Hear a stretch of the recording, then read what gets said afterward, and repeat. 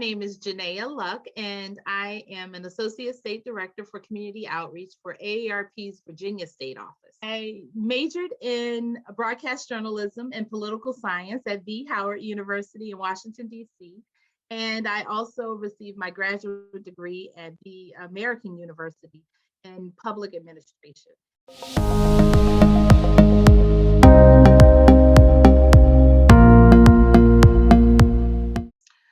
On a day-to-day basis, it really consists of managing a working relationship with a lot of community partners, a lot of volunteer leaders. We work with many people from all walks of life who volunteer their time and talents and expertise to AARP. We worked on a daily basis with volunteers and community-based organizations to help improve the lives of those 50 and over, and really making sure that they are living their best life and protecting their health and their wealth and their future plans for living their best life in retirement.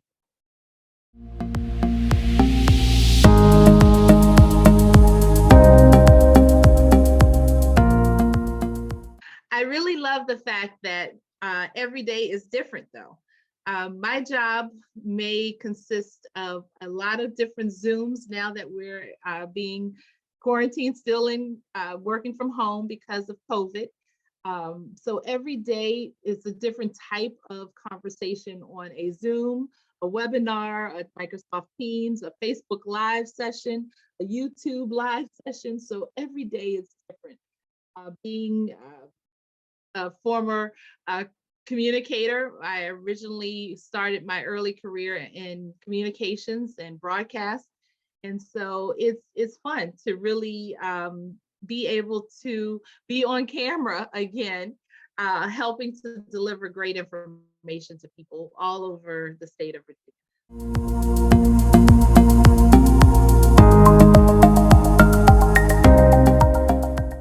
So I discovered AARP honestly on my 40th birthday. I received an email from Betty White, who was, I guess, their spokesperson at the time. And it was a direct email from AARP saying, you know, hi, I'm Betty White. I'm representing AARP. Are you ready for retirement? And I'm like, okay, I'm just turning 40.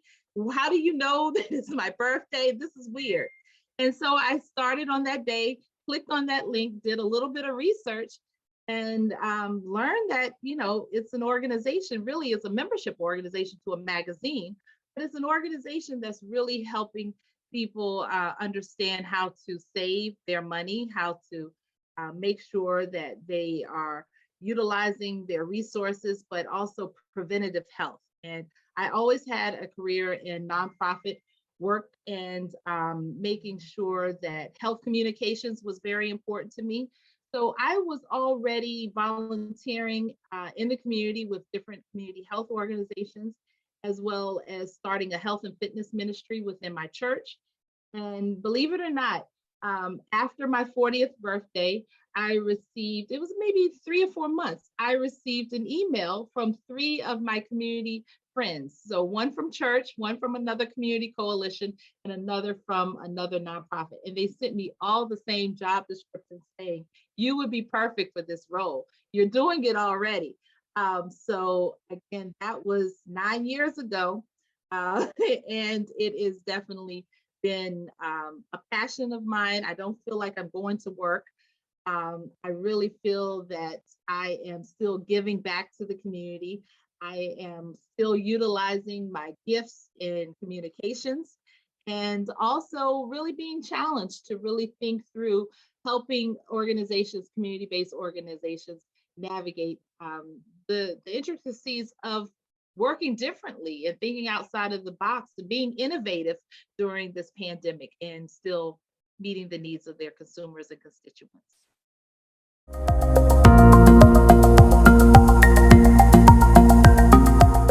So my advice to any young lady who is interested in working for a nonprofit or interested in working in communications or broadcast journalism or political science, please, please, please make sure you sign up for as many internships as possible. uh, take any extracurricular classes that might have you writing for a magazine or for a local newspaper. Volunteer at a nonprofit and volunteer as a communications intern so that you have the practical experience of what your skills in the classroom can be transferred to practical knowledge, because communications is not just the evening news, is not just producing or being a grip on a documentary film or a movie. There are so many areas that you can work in, and so many fields that you can really find yourself developing a career. I have just found my niche within nonprofits, and I've really been very pleased and very proud of the work and the awards. I've received some Telly Awards for the projects that I've produced, and very happy to know that it all started very early in high school with me juggling 2 or 3 jobs as a junior in high school, but still working very hard even throughout college to make sure that every internship, every day that I did not have class, I would make sure I would hop on the subway or the bus to get to, um, a different volunteer position or a different internship that would give me hands-on experience in either working in a studio, working on the set, or really writing for different publications. That's what I always impress upon young people. Stay hungry to follow your dreams. Stay passionate about your gifts. If you are a great writer, keep writing. Write any genre.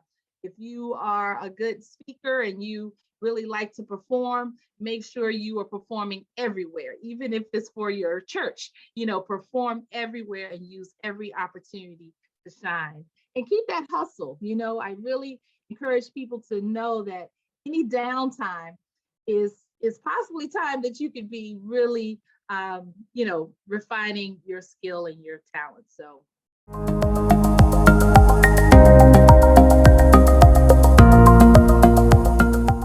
um, you know, I think Black people in general always have a lot of struggles. As an African American woman in the Washington, D.C.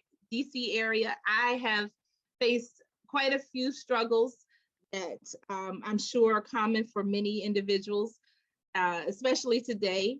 We have always, and that's why the Crown Act is so important, but we have always struggled as women, straighten my hair or not straighten my hair. Is it too fluffy? Is it too nappy?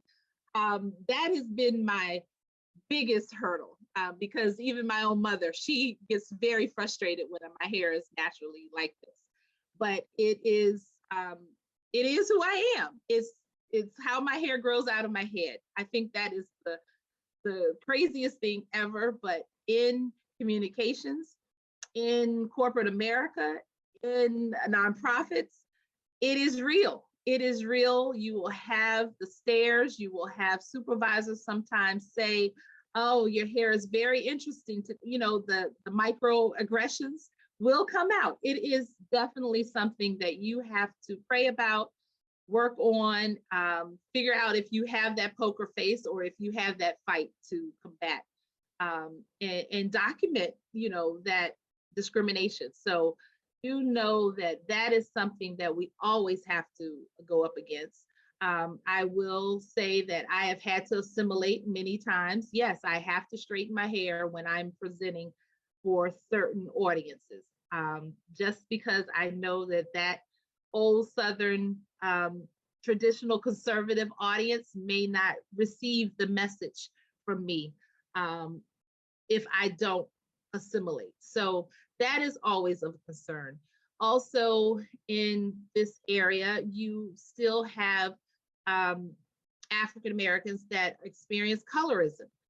she's not really Black. Is she Spanish? Is she mixed? Or, my mama's Black and my daddy's Black, so I'm Black. Okay. But you definitely go through that. And it just depends on how strong your self-esteem is. Some days it takes me off guard and I might get a little emotional about it and feisty. But again, in the workplace, you wouldn't expect that to happen. But yes, some workplace cultures, you have that cliquish um, colorism amongst African Americans. So just know that that exists, but know that you can make it through. You have to stay true to your roots, and know that unfortunately you can't change some people. You just got to pray for them. That's my two words of wisdom and advice, but that's something that I still to this day unfortunately cannot shake. It happened earlier in my career and I still have to deal with that drama. Can you believe that?